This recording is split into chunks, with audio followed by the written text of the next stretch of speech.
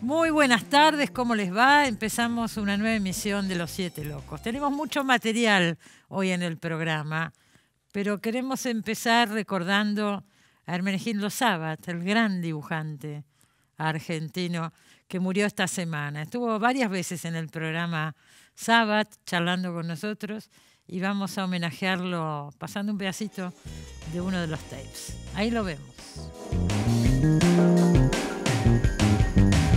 Yo hace muchos años que hago lo que se llama interpretaciones gráficas. Entonces, a mí el principio pasa por esto. A mí no me gusta dejar una página vacía frente al dibujo. Entonces, ya he hecho varias aproximaciones a estos personajes. Yo hice lo de Fernando Pessoa, hice una de Charlie Parker, hice una de... La primera de todas fue la que yo hice de Gardel en 1971. Después hice una de un trompetista, un cornetista de jazz que se llamaba Vic Spiderbeck. Es decir, una de Borges. Entonces son interpretaciones gráficas en donde, insisto, no me gusta que la otra página quede en blanco. Será un poco también la influencia de trabajar en el diario donde siempre está interpretando una nota gráfica. Posible, aunque no, pero yo soy muy librero. Mi padre fue profesor de literatura y yo me crié entre libros. No había plata, pero había libros. Y entonces, yo recuerdo además de esa época, cuando yo era un niño, ¿no?, y adolescente, mi padre tenía un chiste que había encontrado en una revista, que a mí me parece citable. Hay un hombre sentado con una biblioteca imponente detrás y solo un libro. Y otro le dice, ¿y por qué tiene un libro solo? Sí, es el catálogo de los libros que presté. Entonces yo he estado siempre mi forma de comunicación es leyendo libros o haciéndolos. Yo me siento muy bien en eso. No sé si tienen mérito o no, pero yo me siento bien haciéndolos. Me decía que se formó entre libros y que está muy contento con este trabajo de los libros.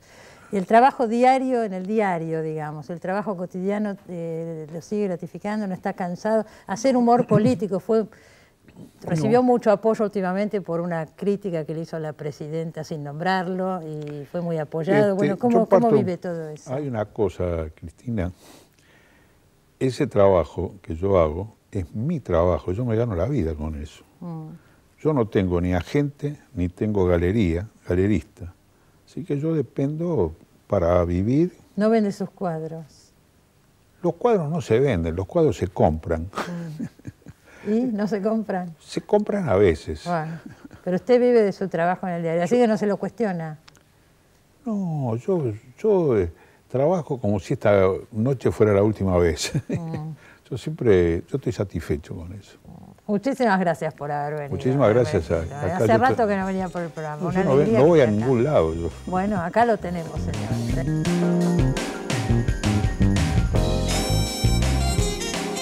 Señores, ustedes saben que esta semana, la semana que viene, empieza el FILBA, el Festival Internacional de Literatura de Buenos Aires.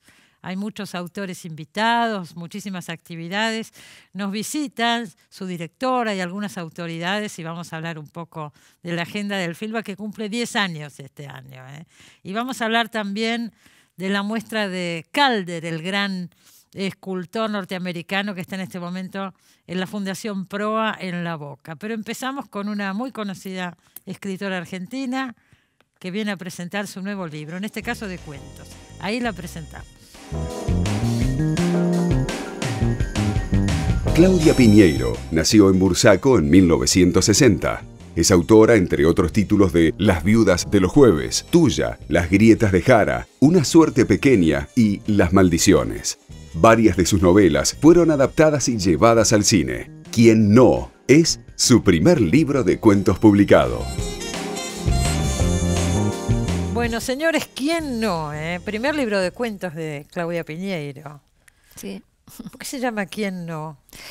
Porque apela al título lo mismo que la dedicatoria a si somos capaces de ponernos en el lugar del otro y preguntarnos quién no haría esto mismo en esas circunstancias, ¿no? Ajá, sí, porque la dedicatoria está, a ver, ¿cómo es que dice? A quienes son capaces de ponerse en el lugar del otro. Raros o no, dice, raros ¿no? o Porque no. esa cosa de que el otro es raro y finalmente todos somos raros, entonces, ¿qué tan raro hay en Claro, ser porque raro, ¿no? en uno de los cuentos hay un matrimonio, estoy pensando ahora, Sí. y la mujer le dice al marido, los vecinos son medio raros, ¿no? Sí. Y él le dice, ¿quién no? ¿Quién no es raro? Claro. Sí. Y de ahí tomamos el título. Yo en un principio le quería poner raros, quién no, pero la palabra raros a veces puede confundir, ¿no? Porque parece como friki o no sé qué cosa. Claro. Y en realidad es un raro que nos incluye a todos, ¿no? Cada uno de sus particularidades. Y esa cuestión de que la vida a veces te lleva frente a un abismo, que tenés que tomar una decisión y que vos pensás mirando al otro, no, yo no haría eso. Pero en realidad hasta que no estás ahí no sabés, Hay ¿no? cosas que uno no sabe Así cómo es. actuaría en determinadas circunstancias. Igual son cuentos, son unos cuantos cuentos. ¿Cuántos son? 16. 16 cuentos.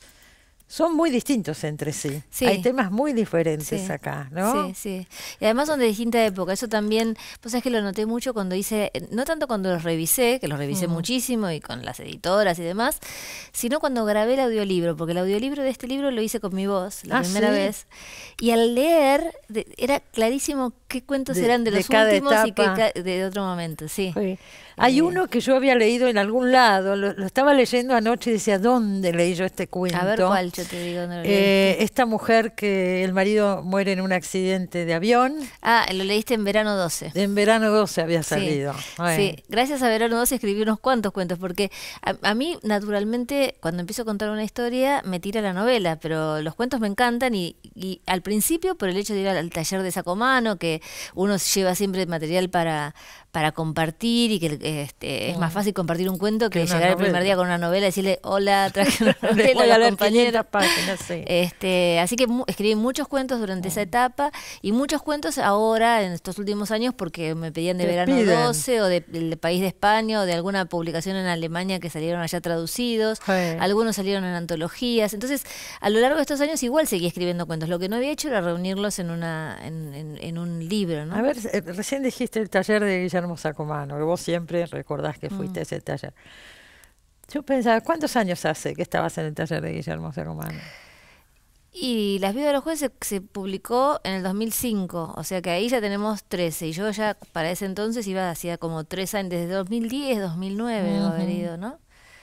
Así que... 2010, no, 2005, perdón. 2005 menos 3, 2002. 2002. Sí, 2002. Del 2000 para acá. Sí. Digo, por todo lo que has hecho. Sí. Bueno, pero eso pasa a veces con los escritores, ¿no? Que escriben en soledad hasta que arrancan y demás, y un día, bloom, empiezan a pasaron cosas. Sí, bueno, pero en tu caso pasaron muchas cosas. Sí. Pero a veces cuando te pones a pensar que Saramago empezó a publicar a los 60 y pico de años, parece bueno. mentira, ¿no? Sí, bueno.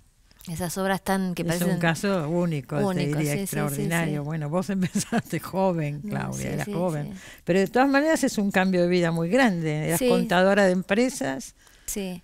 te Sí. metiste a full con esto, ¿no? Sí, el asunto es que antes no es que no escribía, sino que no me dedicaba a esta profesión porque tenía que trabajar de otras cosas, porque no me podía pensar como escritora, porque también te tenés que poder pensar en ese lugar, ¿no? O sea, en mi familia no había ni artistas, ni escritores, ni nada, y yo sabía que lo que más me gustaba hacer era escribir y leer, pero me costaba pensarme en el lugar de escritora, ¿no? Mm. ¿Y cuándo empezaste a pensarte? ¿Cuando ganaste el premio Clarín? No, vos sabés que cuando gané el premio Clarín fue que lo primero demostrarle a los demás así como más masivamente, pero fue cuando yo mandé al concurso de la sonrisa vertical una novela, que era Concurso de novela erótica. sí, lo primero que escribía, Bueno. y un día me llega por correo una tarjeta que dice que soy una de las 10 finalistas y que me invitaban a la fiesta de premiación que era en Barcelona y no fui porque el pasaje no estaba con la tarjeta. Pero eso fue el primer espejo, ¿no? Porque uno a veces escribís en soledad y hasta Sí. que alguien lo lee y te dice, esto no está tan mal, podría Claro. ser. Ese fue como el te nombran mensaje. finalista y decir, esto puede Bueno, entonces ser. no estaba tan mal y si Sí. me dedico a esto y le pongo esfuerzo y aprendo, a lo mejor algún día Sí, llego. pero nunca de te ahí, imaginaste todo de ahí al esto. premio Clarín pasaron más de 10 años, desde Sí. eso, sí. Uno tiene que tener paciencia. A veces te escribe mucha gente que está empezando a escribir y te pregunta cómo hago para publicar, cómo hago para esto. Y la verdad que la escritura también es una profesión que necesita mucha paciencia. Paciencia para la escritura y paciencia después para esperar que te lean, ¿no? Me estoy acordando, uno de los últimos cuentos del libro es un escritor, un bestseller, profundamente vanidoso. Yo decía, ¿en quién se habrá inspirado Claudia? En unos cuantos. Un poquito de cada uno. Y uno va mezclando, ¿no? Son cuentos muy variados. Otra cosa que te escuchaba recién y pensaba es la cantidad de... Porque no solamente tenés mucho éxito acá en la Argentina, sino en muchos otros países, cosa que es bastante extraordinaria para un autor argentino. Y viajás constantemente a festivales, a foros, a ferias del libro, qué sé yo, sin parar, ¿no?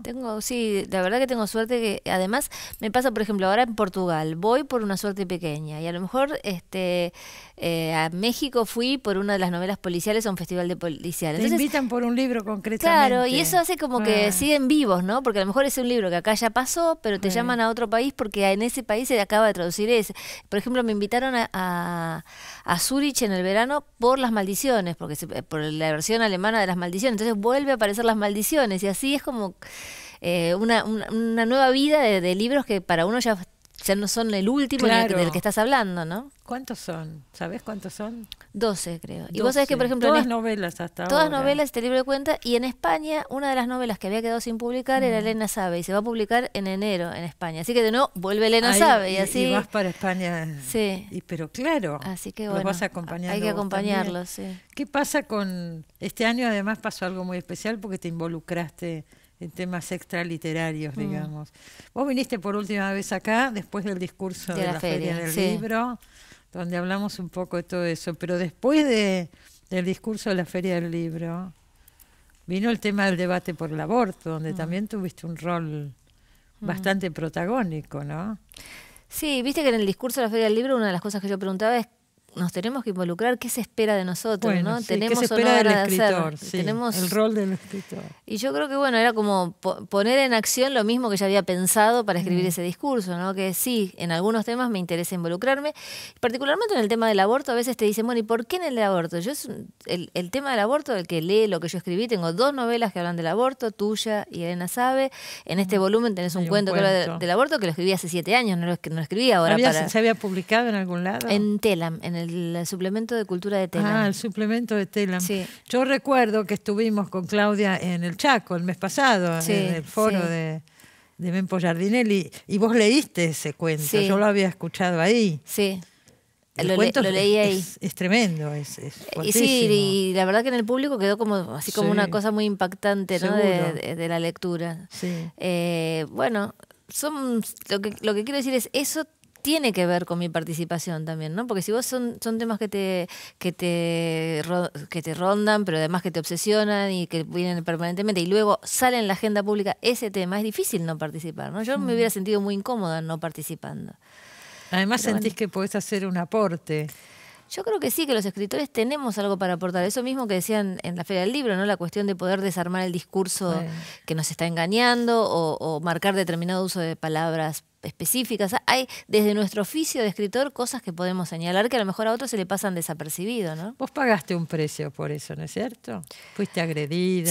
Sí, el precio de la agresión sí, pero en el balance, o sea, agresión versus reconocimiento de la gente por la calle, gente joven que se me empieza a sacar una foto que a lo mejor ni me leyó, pero que está contenta y que me dice... Llegaste a públicos que por ahí no es el público lector. Sí, y no era el objetivo de la participación, pero te reconforta que hay como una comunicación ahí, ¿no? Y me causa gracia porque también sabes la cantidad de varones jóvenes que me traen los libros para las mamás. Entonces digo, debo tener un club de madres, ¿no? Y dice, no, pero mi mamá es re joven. Me dice, como diciendo, no es que son viejas ni nada por el estilo, pero que ellos le compran el libro porque saben que a la madre les va a gustar, ¿no? Y a lo mejor me conocieron ellos por toda esta cuestión, ¿no? Hay otro cuento, cada cosa que decís me remite a algún... Hay uno que me hizo acordar a la novela, ahora vos me vas a decir. Vos describís maravillosamente el mundo de los colegios y los niños y las madres, pero mucho. Claro y contundente se llama ese cuento. Claro y contundente. Sí. Me hizo acordar, hay una novela tuya. Una suerte pequeña que transcurre en un ambiente muy parecido. Manejás muy bien esos códigos. ¿Se acuerda Sí, Una sí. suerte pequeña? Bueno, la historia Y eso, es y esa, eso en que el cuando colegio, cuando los escribí Una chicos. suerte pequeña, cuando escribí este cuento, no existía el chat de mamis. Entonces eso no lo tuve que contar en ninguna de Eso las no dos. entró. Ahora además está el chat. Sí. No, pero es impresionante, es Sí. es tremendo el cuento, pero es muy gracioso, digo. Ese micromundo de los colegios donde todo el mundo está juzgando al otro, al hijo del otro, todos los hijos se tienen que destacar, ¿no? Las competencias entre las Competencias. madres. Está Sí. muy bien contado eso. Claro y contundente Claro se y llama contundente, el cuento. sí. El rol del papá que aparece en las reuniones Sí, y después sí. se va Sí, a dar órdenes. a dar órdenes por otro lado, Bueno, etcétera. el rol de los papás está bastante en los cuentos, porque el primer cuento, que son dos Es papás muy lindo, es muy lindo. que no saben cómo ser papás, ¿no? Y me gustaba arrancar con ese cuento justamente porque me parece que toda esta cosa de la que estamos hablando, del movimiento feminista, de tanta batalla por nuestros derechos, dejó descolocados a muchos hombres, incluso hombres con buena voluntad, ¿no? Sin Con duda. voluntad de acomodarse a este nuevo mundo, pero descolocados mirando para dónde agarro, ¿no? Y estos dos hombres son dos hombres que no han podido ejercer ese rol de padre o que no están pudiendo, pero que les pesa. No es que ese padre autoritario que yo, bueno, esto era así, si no te gusta, listo, ¿no? Sino lo que les contrario. pesa no haber Sí. podido ejercer ese rol que muchas veces se ejercía a través de las indicaciones que te daba tu mujer, ¿no? Tu mujer te decía, anda a hacer tal cosa, y el padre iba y hacía tal cosa. Sí. Y cuando no está esa figura, se No descolocaron, saben ¿no? dónde ponerse. Y digo yo de este, porque este cuento, si lo tuviera que decir en dos palabras, te diría que es de sororidad masculina, porque es como una cosa de amistad Totalmente. entre ellos, pero que viene más de este nuevo encuentro que han que ha aparecido entre las mujeres, unas a otras, apoyándonos en temas que tienen que ver con nosotras, ¿no? Los que nos están viendo y no lo leyeron por ahí dicen, ¿de qué están hablando? Un poquito cuento, un poquito Sí, nada más. claro. Es un padre que tiene dos chicos chiquitos, se separa de la mujer en realidad se quiere separar, y él no se busca otro lugar para vivir porque piensa que va a volver con la mujer. Entonces, como trabaja en una inmobiliaria, duerme en los distintos departamentos que están en venta o en alquiler, ¿no? A raíz de un día se tiene que quedar, los chicos tienen que ir a dormir a lo del padre, y ahí empieza el cuento, y usted lo va a tener que leer, no le vamos a contar más. ¿Cómo se llama ese cuento? Lo de papá. Lo de papá se llama. No, me estaba acordando a raíz de todo lo que hablábamos. Vos decís las agresiones en las redes, pero hubo un episodio que fue cuando vino Leonardo Padura, que vos ibas a coordinar un encuentro con él y mucha gente empezó a manifestarse que no tenías que hacer Sí. eso, ¿no? Bueno, eso fue un acto concreto, no solamente de censura, sino también de impedirte trabajar, porque no es que yo iba a dar Es un una trabajo. conferencia sobre nada, sino que iba a entrevistar a una persona como vos me estás entrevistando a mí, ¿no? Exactamente, Entonces, ibas a cobrar por tu trabajo. por supuesto, entonces me pareció como, eso sí fue una cosa que yo no me imaginaba. O sea, cuando vos decís los costos que pagás, yo sé que cuando vos opinás, el otro puede no simpatizarle lo que vos decís y por lo tanto no querer leerte, como a uno le puede pasar con algún escritor, que yo leo muchos que no me simpatizan porque me gusta cómo escriben, pero también puede ser que no te simpatice y no tengas ganas de leerlo. Todo eso está dentro de lo posible. Ahora, que haya gente que se tome el trabajo de llamar a un trabajo tuyo para pedir que te saquen ese trabajo, eso sí no me lo imaginaba. Bueno, no, pero por lo que hay atrás, por lo que estos temas pueden mover, digo. Sí, no, y después, bueno, ahora hace poco también hubo otra cosa que hay alguien en Twitter que hace unas placas falsas de La Nación con declaraciones que son tan absurdas que todo el mundo sabe que es un chiste. Y en mi caso hice una placa con una declaración que decía que yo decía que 250.000 mujeres morían al año por atenderse con ginecólogos varones. A raíz de un debate que surgió por unas declaraciones... Hacen como portales falsos. Claro, de unas declaraciones de Malena Pichot, que estaba en contra de que las mujeres se atendieran con ginecólogos varones, me atribuyeron a mí una frase que por supuesto no diría nadie, ni Malena Pichot ni nadie, porque nadie va a decir que mueren 250.000 mujeres por año por ginecólogos, porque es una ridiculez total.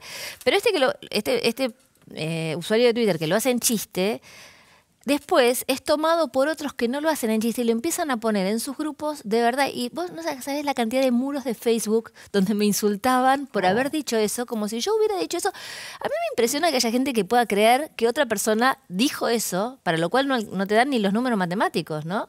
O sea, es como insólito. Ahora, tanta gente diciéndote, insultándote, cosas así, es como impactante, ¿no? Lo que hice Pero ese te día, dan, ¿y a qué te pasa? ¿Qué te hace? ya lo que me hace es como pensar, ¿qué dije que irritó tanto para que hagan esto? Bueno. Y hago como un rastreo y digo, Esto es lo que dije. Y no tiene nada que ver a lo mejor con eso en concreto, ¿no?